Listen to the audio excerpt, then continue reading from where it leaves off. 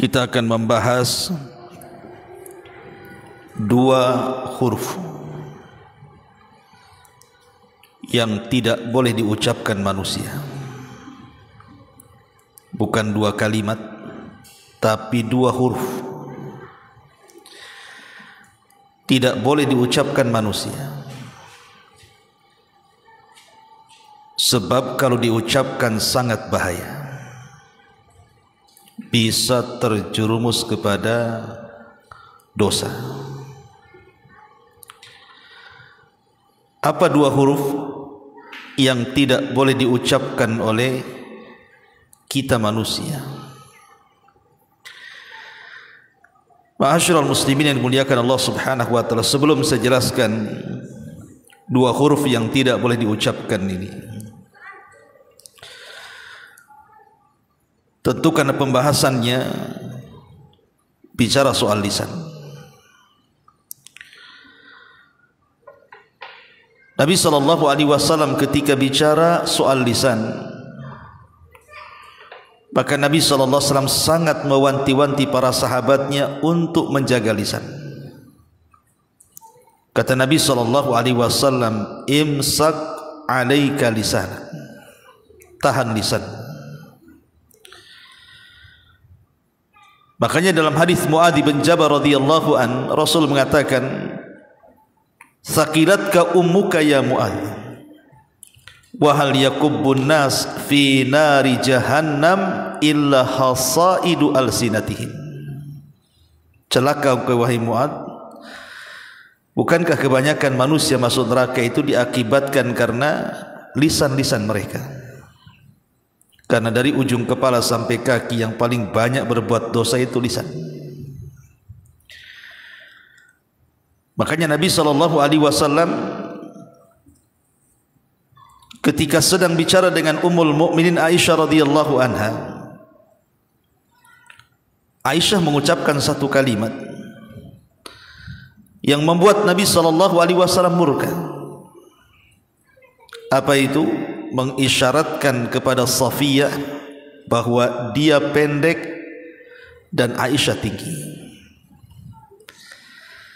Maka Nabi SAW marah dan mengatakan, ya Aisyah, laqad qulti kalimatan law mujizat bihal bahru lamajazathu.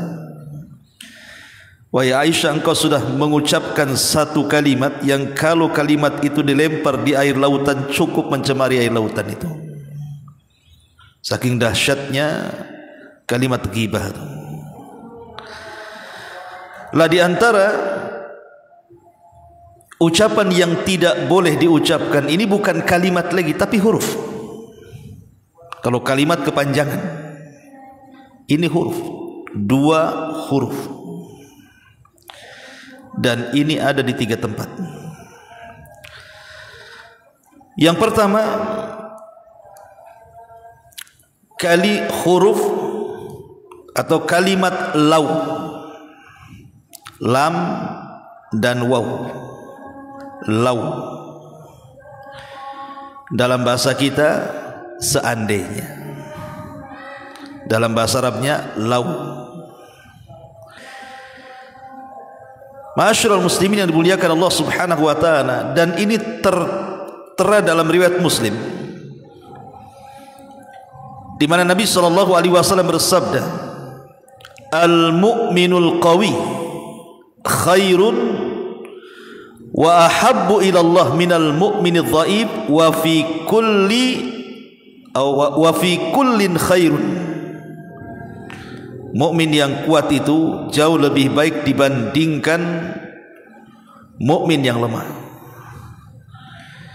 Dua-duanya baik selama dia mukmin baik. Tetapi mukmin yang jauh lebih kuat jauh lebih baik dibandingkan mukmin yang lemah. Kata Nabi SAW, ihris ala ma yanfa'u wasta'in billah.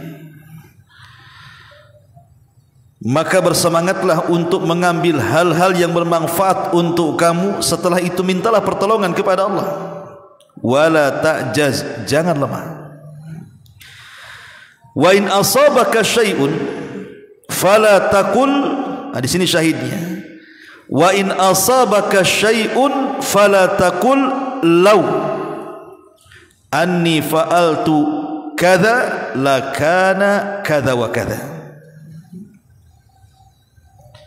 Kata Nabi sallallahu alaihi wasallam, jika sesuatu menimpamu, jika ada musibah yang menimpamu, maka jangan katakan lau.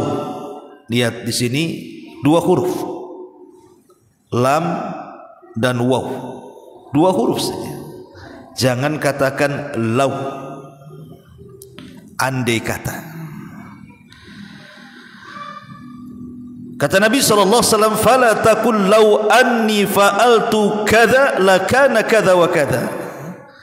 Kalau aku melakukan perkara ini, tentu jadinya akan seperti ini dan seperti itu. Walakin akan tetapi, qul qaddarallah wa ma syaa fa'al. Tapi katakanlah, semua sudah ditakdirkan Allah, dan yang Allah kehendaki pasti terjadi. Kenapa demikian? Fa inna law taftahu amal syaitan.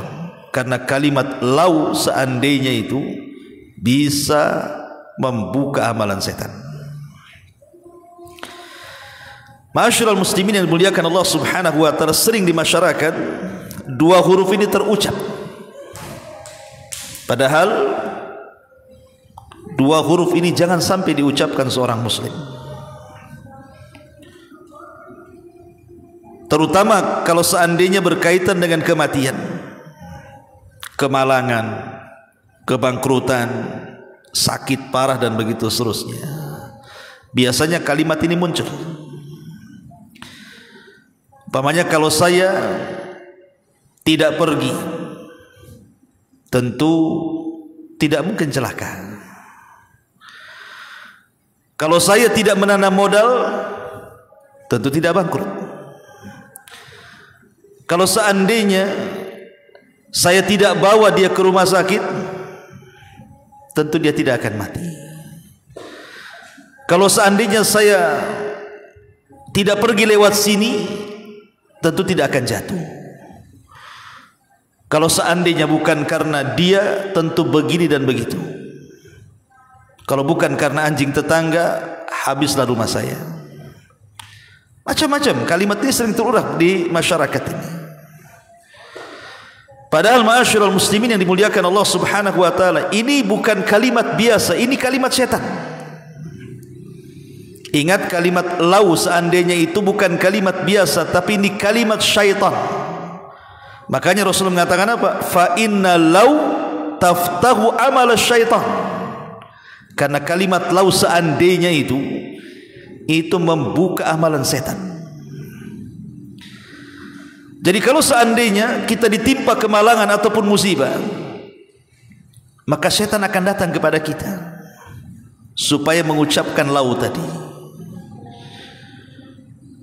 Dan kalimat lau sendiri, kalau kita perhatikan ma'asyiral muslimin yang dimuliakan Allah Azza wa Jalla, satu, setan hendak memberikan keraguan-raguan kepada kita tentang takdir. Ini yang pertama. Kalau antum mengucapkan kalimat lau seandainya, hakikatnya setan itu sedang menanamkan kepada hati kita keraguan-raguan kepada takdir Allah. Semua ini di atas takdir, ikhwan. Pamannya antum jalan ke sebelah sini kemudian jatuh, itu sudah takdir Allah. Kalau seandainya kemudian ada saudara kita, kemudian dokter mengatakan mau dioperasi atau tidak, ya sudah dioperasi saja, kemudian mati, itu sudah takdir Allah. Jangan katakan tuh kan, coba kalau tidak dioperasi dia tidak mati. Kata siapa? Mati juga kalau sudah waktunya kan. Bukan masalah operasi atau tidak kematian itu. Idza jaa ajaluhu la yastakhiruna sa'ata wa la yastaqdimun. Lah kalau sudah waktu ajalnya datang, tidak mungkin maju, tidak mungkin mundur lah. Itu sudah takdir Allah Azza wa Jalla. Antum nanam modal bangkrut, takdir Allah. Jangan disalahkan, seandainya saya tidak nanam modal tidak bangkrut. Kata siapa? Bangkrut itu tidak mesti karena nanam modal, bisa saja karena hilang, dicuri, terbakar, kena musibah dan begitu seterusnya.